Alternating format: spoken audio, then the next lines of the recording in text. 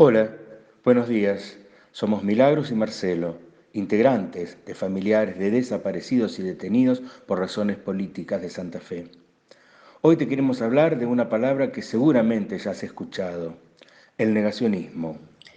Este término negacionismo se comenzó a utilizar para nombrar a los grupos políticos de derecha que negaban el Holocausto. Sí, parece increíble, pero estos grupos negaban el exterminio de 6 millones de judíos en la Alemania nazi, negaban la historia. ¿Qué decían para negar este genocidio?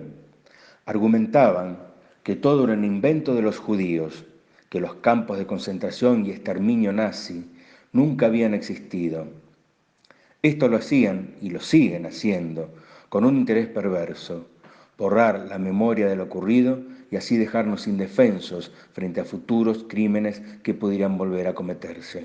En nuestro país, los negacionistas intentaron siempre desmentir los 30.000 desaparecidos y el plan de exterminio de la dictadura. Decían y dicen que fue una guerra y dan por argumento la cifra inicial que está en el informe de la CONADEP de 1984, rechazando los informes de los organismos de derechos humanos, ocultando incluso los datos de la propia inteligencia militar, que ya en 1978 manejaba la cifra de 22.000 víctimas.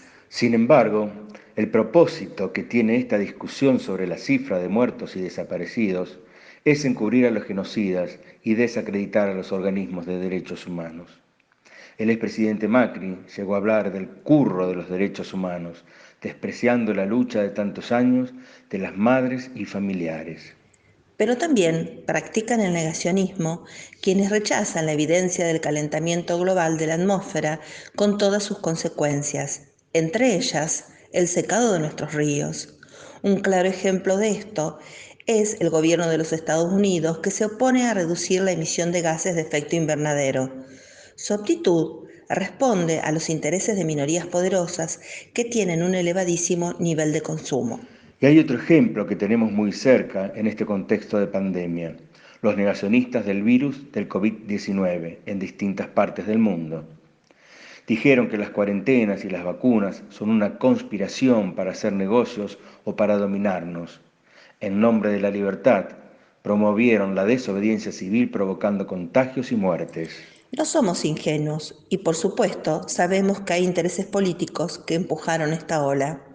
Y también médicos, aunque de muy dudoso desempeño profesional, que actuaron como referentes negacionistas.